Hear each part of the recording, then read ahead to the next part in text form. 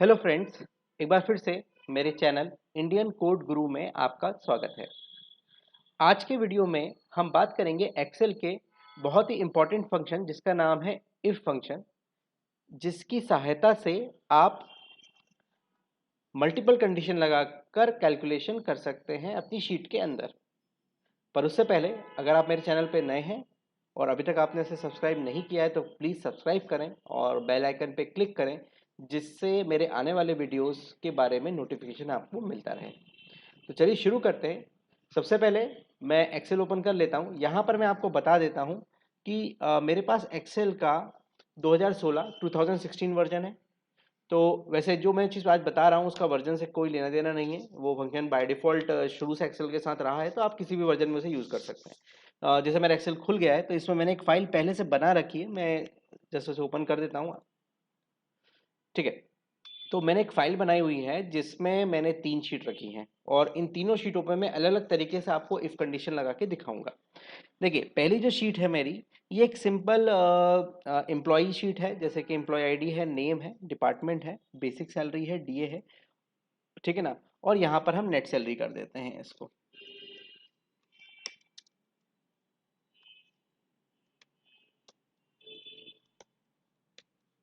ठीक है, अब मान लीजिए कंडीशन ये है नॉर्मली कि मेरे यहाँ पे मेरा जो ऑफिस है या जिसके लिए मैं मान लीजिए शीट बना रहा हूँ, वहां पर ये कंडीशन है। नीचे उन्होंने कंडीशन मेंशन की हुई है कि if basic salary is greater than 15,000 then DA is 20%, otherwise 10%। मतलब अगर जो बेसिक सैलरी है वो किसी की अगर 15,000 के ऊपर है तो उसको जो डीए मिलेगा वो 20% मिलेगा, अदरवाइज वही डीए उसे 10% मिलेगा।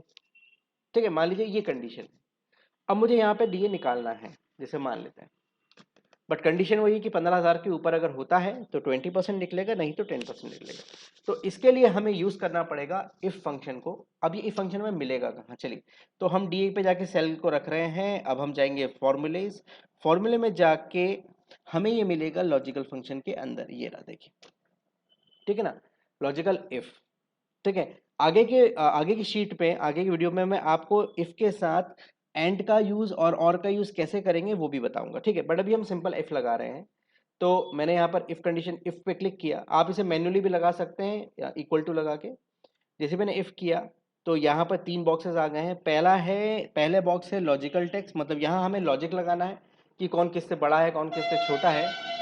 सेकंड है यहाँ पर वैल्यू इफ ट्रू, मतलब अगर कंडीशन सेटिस्फाई हुई, कंडीशन ट्रू हुई तो क्या होगा, और अगर कंडीशन फॉल्स हुई तो क्या होगा। ठीक है, तो मैं एक बार आपको यहाँ से लगा के दिखाता हूँ और एक ही बार में आपको आप नॉर्मली मैन्युअली भी प्लेस कर सकते हैं, बहुत ईजी है। तो लॉजिकल टेस्ट, अब लॉजिकल टेस्ट में कंडीशन क्या लगाई उन्होंने उन्होंने बोला है कि जिसकी बेसिक सैलरी ग्रेटर देन 15,000 होगी। इट मीन्स बेसिक सैलरी मुझे सेल ये वाला देखना है। तो ये कॉलम है डी, और मैं जिस बंदे के लिए अभी निकाल रहा हूँ, पहले वाले बंदे के लिए, तो उसकी बेसिक सैलरी का सेल ये है, मतलब ये है डी का सेकेंड रो पे, मतलब ये कहलाएगा D2। तो मैंने यहाँ पे कंडीशन लगाई D2 इज ग्रेटर देन और इक्वल टू 15,000।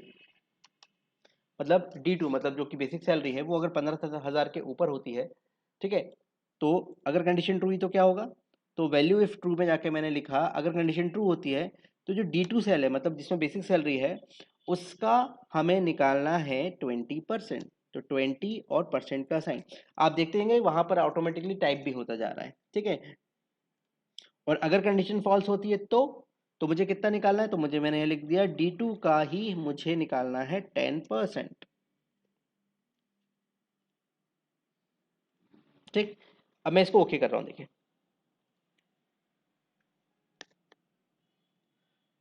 अच्छा, मेरे सेल में शायद कंडीशन फॉर्मेटिंग, सॉरी, वैलिडेशन लगा हुआ है। मैं एक वैलिडेशन हटा देता हूँ। इसके भी इसके लिए इसका भी मैंने एक वीडियो बनाया हुआ है, डेटा वैलिडेशन में। डेटा वैलिडेशन इसमें लगा हुआ है, देखिए। इसलिए ये एरर दे रहा है। मैं इसको क्लीन कर देता हूँ। इस पर भी मैंने एक वीडियो बनाया, आप चाहें तो फिर से उस वीडियो को मैं डिस्क्रिप्शन में उसका लिंक दे दूंगा, आप चाहें तो वहाँ से भी उसे देख सकते हैं, या प्लेलिस्ट पे जाके भी आपको ये चीज़ मिल जाएगी। चलिए मैं फिर से लगा के दिखाता हूँ आपको मैन्युअली। तो इक्वल टू लगाया मैंने, जैसे आपको पता है फॉर्मूला इक्वल से चालू होता है, मैंने लगाया इफ। ठीक है, अब इफ में मैंने ब्रैकेट ओपन किया तो पहला लॉजिकल टेस्ट अपना क्या था कि D2, देखिए सेल ऑटोमेटिक सेलेक्ट हो गया, इज ग्रेटर देन और इक्वल टू 15,000। ठीक है, मतलब 15,000 से ज़्यादा अगर होता है तो क्या होगा। तो देखिए अब आपको इसको सेपरेट करना है कॉमा से, वहां पर क्योंकि विंडो में आपके सामने तीनों बॉक्स है तो ऑटोमेटिकली वो उस इन्फॉर्मेशन को फिल कराता है। यहाँ पे कॉमा लगाना है, तो ये आपकी कॉमा के बाद अब पूछ रहा है वैल्यू इफ ट्रू। ठीक है ना, ये पूछ रहा है वैल्यू इफ ट्रू, तो वैल्यू इफ ट्रू में हम दे देंगे कि D2 का ही आप निकालिए 20%, क्योंकि हमें बोला गया है कि 15,000 के ऊपर अगर आप लेते हैं तो आपको DA निकालना है 20%। तो ये हो गई कौन सी कंडीशन, ये हो गई वैल्यू इफ ट्रू वाली। अब ये फॉल्स वाली सेट करना है तो मुझे कॉमा लगाना पड़ेगा, कॉमा लगाते थे मैं आ गया वैल्यू इफ फॉल्स पे। तो यहाँ पे कंडीशन क्या लगाऊंगा, यहाँ लगा लिया मैंने D2 इंटू 10%। ठीक, ये दोनों कंडीशन हो गई। अब मैंने ब्रैकेट क्लोज कर दिया इफ वाला और एंटर किया। तो आप गौर करिए यहाँ पर जो DA निकला है वो उसका अमाउंट आया 1000। क्यों आया है, क्योंकि इसकी बेसिक सैलरी 10,000 थी और क्योंकि ये अमाउंट 15,000 से ऊपर नहीं था इसलिए उसको 10% ही DA मिला है, इसलिए इसकी 10% निकाला ये। ठीक है, आप मैं एक बार और आपको लगा के दिखा देता हूँ, चाहो तो वहां से लगा के दिखा देता हूँ। तो अपन जाएंगे फॉर्मूले में, हम जाएंगे लॉजिकल में और फिर इफ में जाएंगे। ठीक है, तो यहाँ पर देखिए लॉजिकल टेस्ट कंडीशन में अब क्या हो जाएगा, अब मैं दूसरे के लिए लगा रहा हूँ, तो यहाँ पे हम जाएंगे अब डी के थर्ड रो पे, मतलब डी ये वाला जो सेल है डी थर्ड के लाएगा, D3 के लाएगा। तो मैंने D3 लिखा। अब D3 is equal to greater than और इक्वल टू 15,000। ठीक, इफ वैल्यू ट्रू, कोई वैल्यू अगर ट्रू होती है तो अब D3 का 20% निकाल दो, अदरवाइज D3 का 10% निकाल दो। ठीक है, ओके किया मैंने। यहाँ भी देखिए 10% ही निकला क्योंकि ये भी 15,000 से ऊपर नहीं है। अब इसी तरह से मैं आप आगे भी लगा सकते हैं बट मैं यहाँ से इसको ड्रैग कर देता हूँ, देखिए फॉर्मूले को। तो यहाँ देखिए यहाँ पे 12,000 था तो 10% निकला, यहाँ भी 10% निकला, यहाँ भी 10% निकला, यहाँ भी 10% निकला। बट जब हम यहाँ जाते हैं तो यहाँ जो एम्प्लॉई है जिसकी बेसिक सैलरी 20,000 दी है जो कि 15,000 से ऊपर है, वहाँ आप देखिए वहाँ पर आपको 20% निकला है। इसी तरह से नीचे भी एक एम्प्लॉई है जिसकी सैलरी 20,000 है, उसका भी 20% निकला है। इसका मतलब ये हुआ कि यहाँ पर जो हमने कंडीशन लगाई थी, ये कंडीशन में फिर से आपको खोल रहा हूँ कि बेसिक सैलरी जिसकी 15,000 से ऊपर है उसकी बेसिक सैलरी का DA निकलेगा 20%, अदरवाइज DA निकलेगा 10%। तो इसी तरह से आप कुछ और वैल्यूज हो सकती है। फटाक से नेट सैलरी निकालें, नेट सैलरी क्या होगी इसकी, तो दोनों को जोड़ देते हैं। तो बेसिक सैलरी वाले सेल प्लस DA वाले सेल को हमने जोड़ा तो ये हमें मिल गई। यहाँ पे मैंने कंडीशन फॉर्मेटिंग लगी हुई है शायद, तो मैं एक बार कंडीशन फॉर्मेटिंग यहाँ से हटा देता हूँ फिर से। डेटा वैलिडेशन इस पे लगा हुआ है, मैंने हटा दिया है इसको। ठीक है, अब मैं फिर से इसकी सैलरी कैलकुलेट कर लेते हैं हम, इक्वल टू ये ये ये सेल।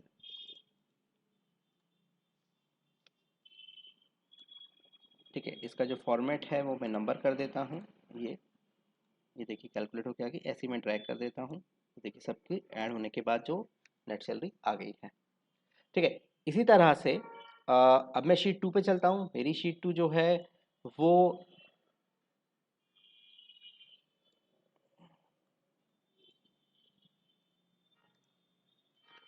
कुछ ये कंडीशन है। मैंने एक शीट और बनाई है आपको समझाने के लिए कि जिसमें अब एक कंडीशन ये है कि उन्होंने जो क्राइटेरिया दिया है वो ये दिया है कि यहाँ पर जो मेरे एम्प्लॉयज़ हैं वो अलग अलग सिटीज़ में रहते हैं और अलग सिटीज़ में काम करते हैं, और मान लीजिए ये इनकी पर डे की सेल है या वीकली सेल है या आप उसको मंथली जैसा भी आप उसको समझना चाहें समझ लीजिए, और उस बेसिस पे इनको कमीशन मुझे असाइन करना है। अब कमीशन का क्राइटेरिया जो इनने दिया है वो ये है, देखिए कि अगर कोई बंदा भोपाल में रहता है तो 30% देना है, इंदौर में देता है तो 35%, मुंबई में रहता है तो 40% देना है। ठीक है, तो अब यहाँ पे मुझे ज़रूरत पड़ेगी मल्टीपल इफ की, क्योंकि अब मेरे पास प्रॉब्लम ये है कि मल्टीपल कंडीशन है कि भोपाल, इंदौर और मुंबई के हिसाब से। तो मैं कमीशन वाले बॉक्स में जाऊंगा और यहाँ पे मैं इक्वल लिख रहा हूँ। अब मैं लिखूंगा इफ ब्रैकेट ओपन। अब लॉजिकल में मैं क्या लगा दूंगा, मैं लगाऊंगा तो सिटी वाइज तो ये वाले सेल हो जाएगा C2। देखिए, तो C2 is equal to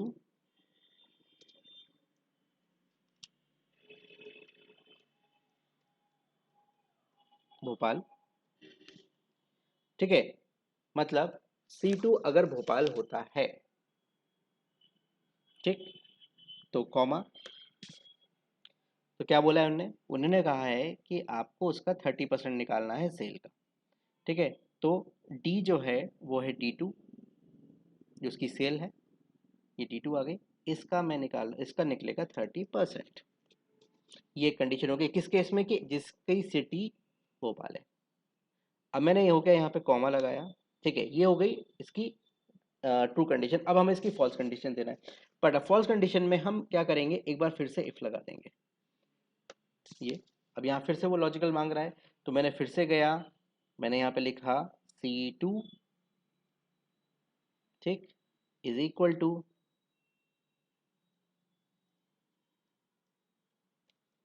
Indore.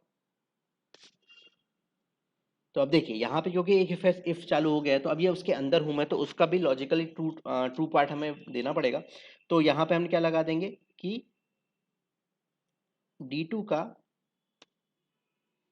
35%, फिर कॉमा लगा के मैं इसके फॉल्स पार्ट पे आ गया।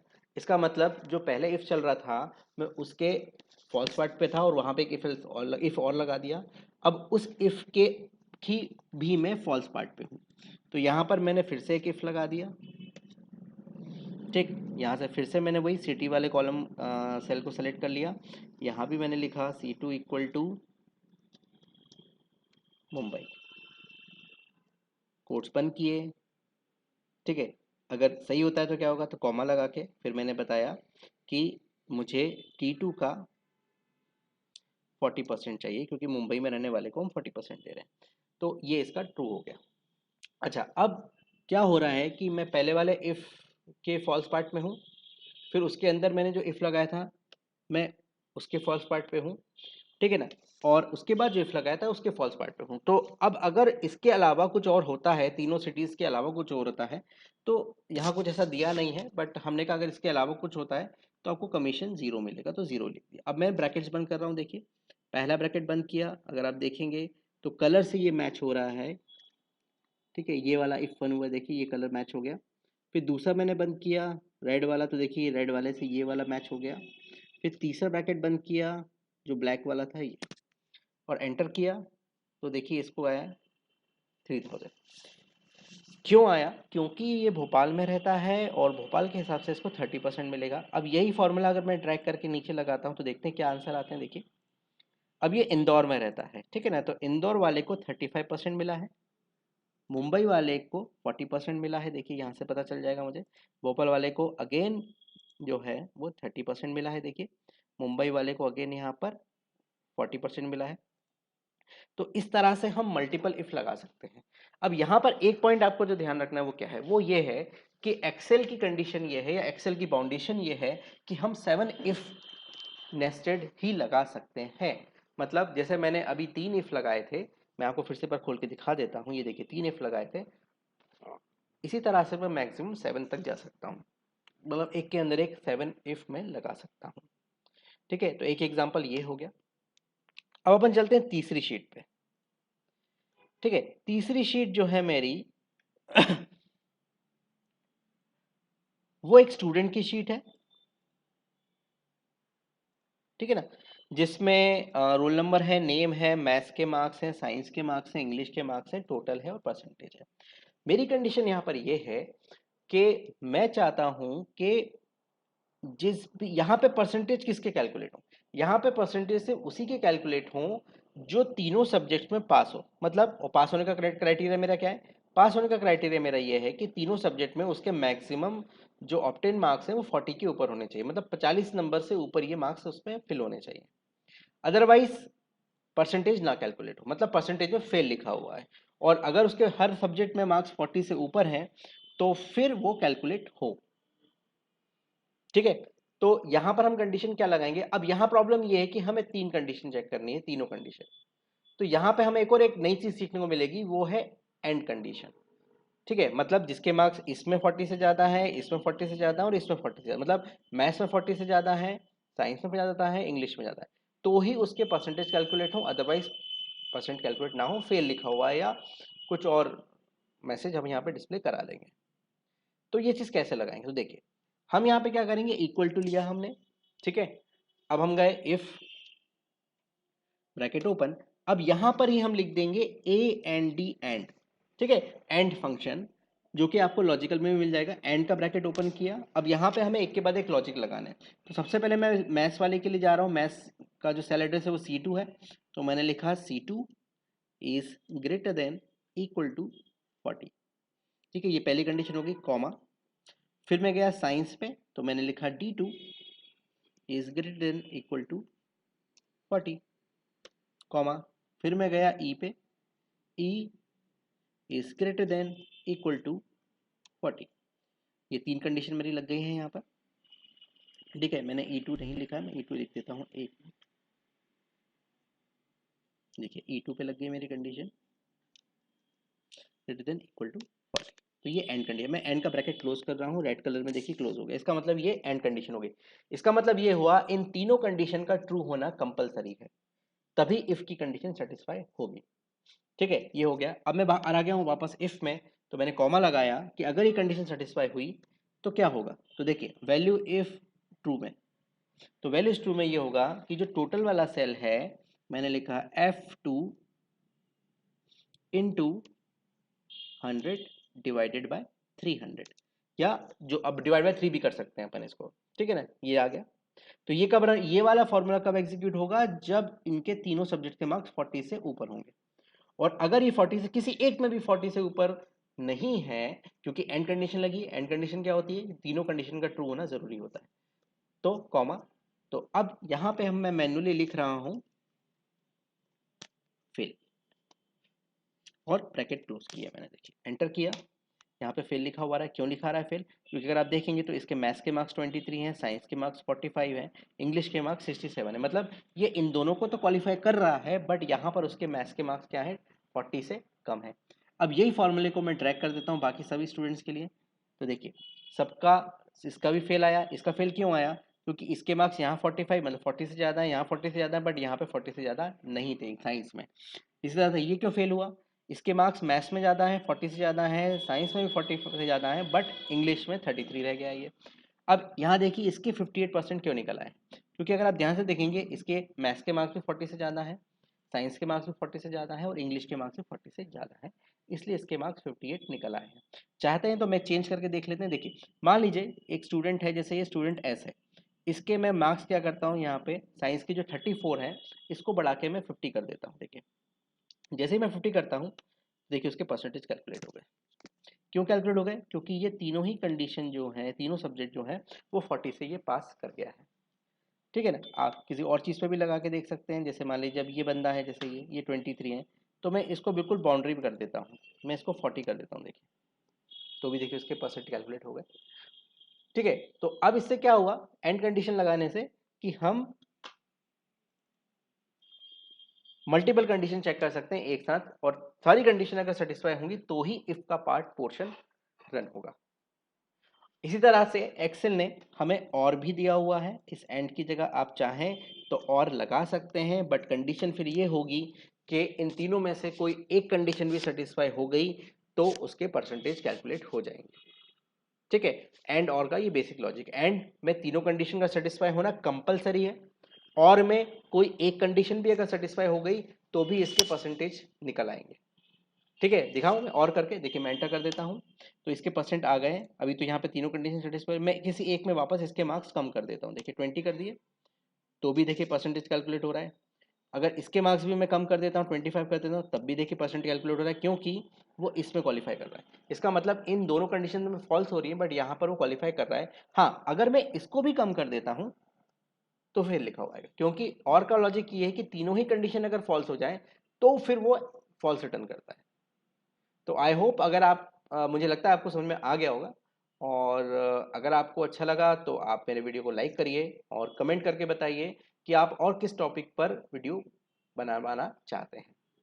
और लास्ट फिर वही, मेरे चैनल को सब्सक्राइब करें और बेल आइकन पर क्लिक करें, जिससे मेरे आने वाले वीडियोस के बारे में आपको नोटिफिकेशन मिलता रहे।